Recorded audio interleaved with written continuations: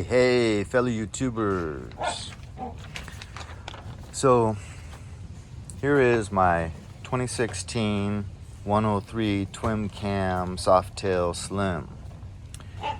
And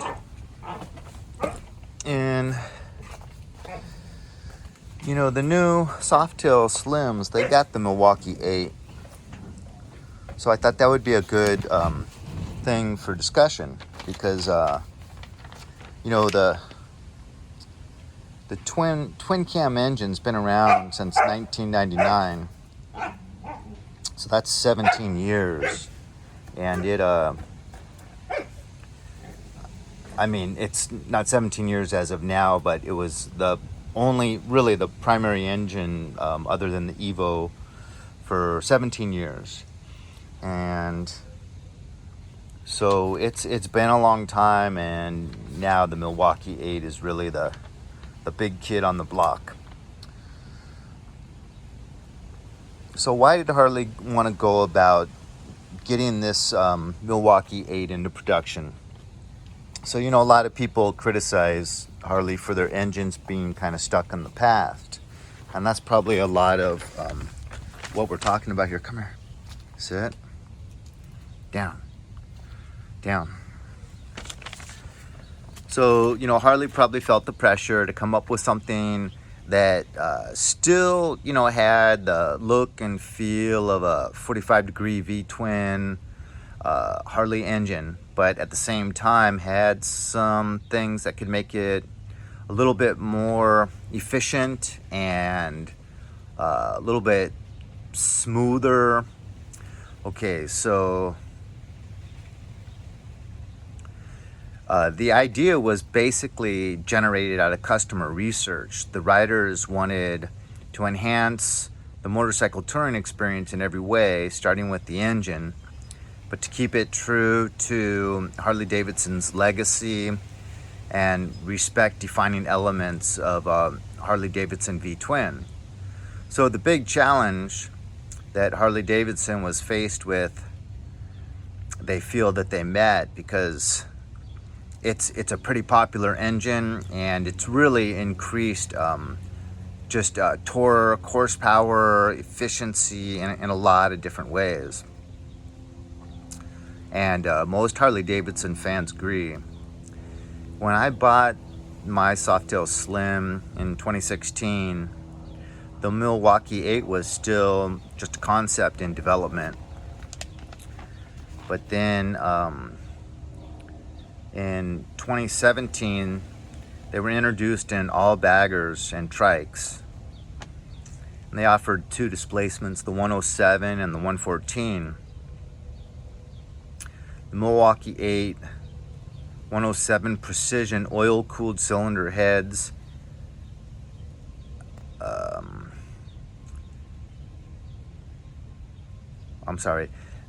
produce a 10% increase in torque over touring models, higher compression ratio. It has 4-valve cylinder heads instead of 2. The twin cam has 2. There's 50% more intake. Wow, and exhaust flow capacity. That's huge. The rocker arms have valve lash set for life. So the valve train requires no adjustment. There's dual spark plugs for each cylinder instead of one. This makes for more efficient combustion. The camshaft single chain is lighter, less complex, less friction and noise. As I said before, they're keeping it a 45-degree V-twin design.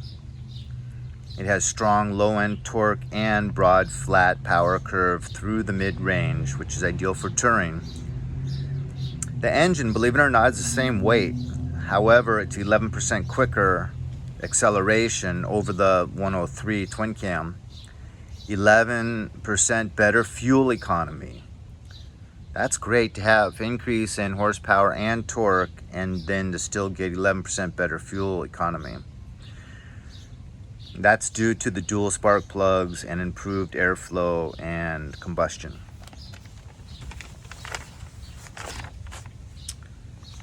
There's obviously reduced heat absorption. Twin cam has always been notorious for just a lot of heat being transferred to the rider.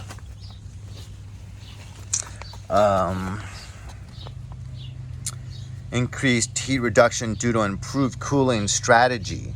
So oil is now sent to the hottest parts of the cylinder heads, and idle speed is reduced from 1,000 revolutions per minute to 850. There's reduced vibration for a couple reasons. It's now, this Milwaukee 8 is rubber mounted, whereas the twin cam was a rigid mount. And what else?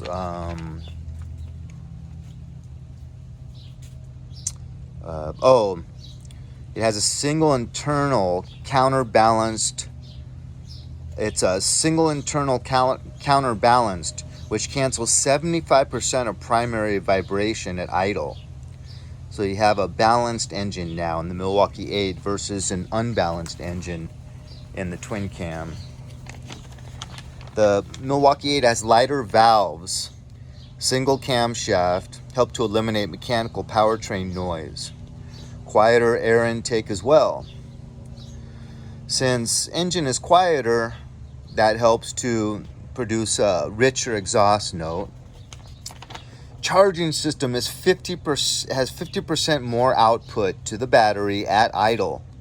This improves accessory lighting, performance of audio, and accessories in general. The twin cam has, the 2 valve cylinders,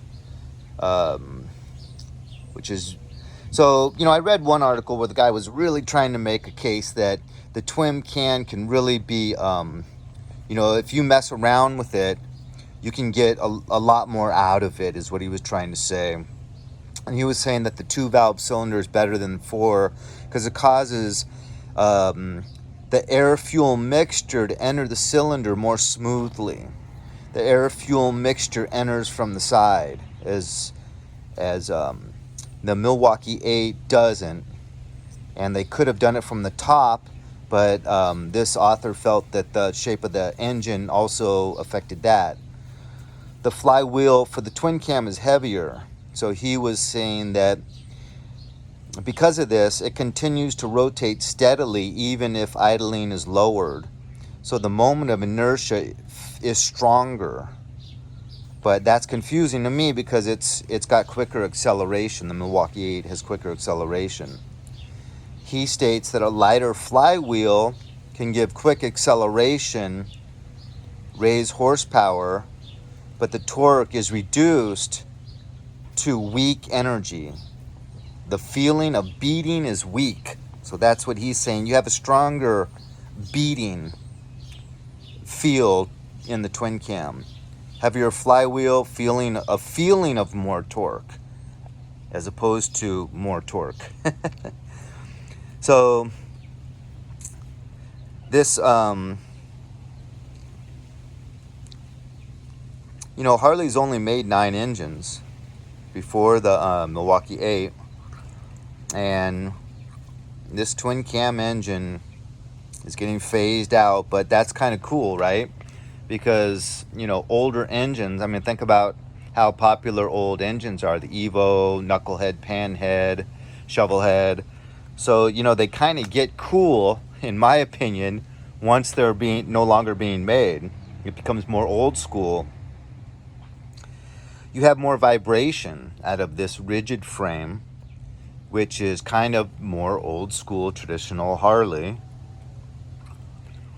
And after Harley making one engine for 17 years, it just gets more and more refined. They work out kinks as they go. And one thing I don't even like that much about the new Softails Slims is they don't even really offer this anymore, I don't think. I think it's all key fob. So this is, more old school, having a key. I'm really searching now. Let's see. So in 1998, the twin cam came out with an 88 cubic inch. So it's kind of funny. I bought this in 2016 and it was a 103. And then the very next year, once you know it, they come out with the 107 being the stock twin cam. And then I'm not sure what year it was, but the Softails started coming out with Milwaukee 8s. I'm not sure if it was 2018 or 2020. Who knows? It could be 2019 for all I know. I didn't look up that fact. But I'm very happy. The only thing that I got to address on this twin cam, as I think I noted prior, is they're notorious for running hot. And in the summertime, I pretty much won't ride this thing in the midday. I pretty much really try to, avoid cities with a lot of congestion and stoplights. And I try to avoid riding it in the middle of the day around that summertime of the year. So in summer, I'll get up and take an early ride or an evening ride just to avoid that feeling that, because I got this little temperature, and I love seeing it up around 220, 230. But gosh, once it gets up around that 300 mark, I really don't like seeing that. And then sometimes you'll pull up to a stoplight that won't sense your motorcycle, and so you're just sitting there and sitting there. So let me know what you guys think about the Milwaukee 8. I think Harley did a great job when I was researching the information for this video. Man, they really hit the nail on the head, it sounds like, because they kept as much of the Harley, what's symbolic of a Harley big twin, but they made it like 11% increased horsepower, 11% increase in torque, really reduced the noise. And when I got this, I was like, I love this bike. And then I met a guy that had a Milwaukee 8 bagger, like the first year they came out, and we went on some rides together, and I was like, God, your engine sounds great. And then I'd listen, and then he'd go home, and I'd listen to my engine at a stoplight and be like, sounds like I'm shaking a coffee can with a bunch of nails inside of it. There's just a lot more primary noise, just a lot more noise in general. They even say the air intake is noisier, which I never really noticed that. But so now I got more of an old school Harley, I guess, which is not bad. I'm loving this bike.